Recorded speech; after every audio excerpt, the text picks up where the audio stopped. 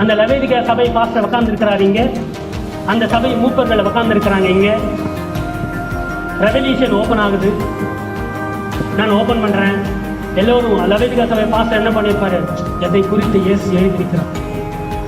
மூப்பர்கள்லாம் அப்பா எங்களை குறித்து இயேசு எழுதியிருக்கிறார், அது கூட எழுதுங்க யாரு, யோவான் அவருடைய அன்பான சீடர், கடைசி சீடர், ஏசு அதுக்காக வெளிப்படுத்திருக்கிறாருன்னு சொல்லி எல்லோரும் அப்படியே கம்பீரமா உட்காந்துருப்பாங்க.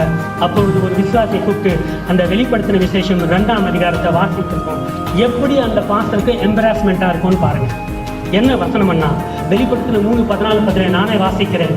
14ஆம் வசனம், லவேதிகயா சபையின் தூதனுக்கு நீ எழுத வேண்டியது என்னவென்றால், உண்மையும் சத்தியமும் உள்ள சாட்சியும் தேவனுடைய சிருஷ்டிப்புக்கு ஆதியமா இருக்கிற ஆமேன் என்று சொல்லுகிறதா. அவர் யார் ஆமேன்?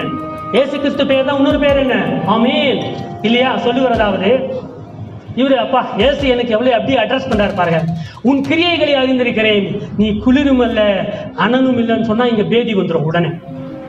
அந்த வசனம் வாசிக்கும் போது அந்த பாஸ்டர் உட்கார்ந்துருப்பார் அந்த சபையிலே, லவேதிகா சபையிலே அந்த ஊழியக்காரர் உட்கார்ந்து இருப்பாரு. நீ குளிரும் அல்ல அனலும் அல்ல, நீ குளிராவது அனலாவது இருந்திருந்தால் நலமாயிருக்கும். இப்படி இவர் வாசிக்கும் போது விசுவாசிகள் என்ன பண்ணியிருப்பாங்க, அவரை ஒரு மாதிரியா பார்த்திருப்பாங்க.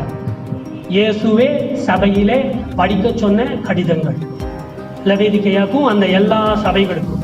அப்புறம் இப்படி நீ குளிருமின்றி அனலுமின்றி வெதுவெதுப்பா இருந்தபடியினாலே உன்னை என் வாய் நின்று வாந்தி பண்ணி போடுவேன். இதை விட கேவலமா யாராவது ஒரு பாஸ்டர் திட்ட முடியுமா? எழுதப்பட்டிருக்கு, அந்தந்த சபையில போய் வாசிக்கப்பட்டிருக்கு.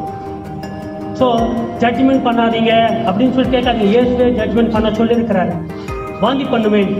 அது மாத்திரமல்ல, நீ நிர்வாக்கியம் உள்ளவன், நீ பரிதவிக்கப்பட்டவனும், நீ தரித்திரனும், நீ குருடனும் அப்படின்னு சொன்னா இவர் முகத்தை மூடிப்பார்.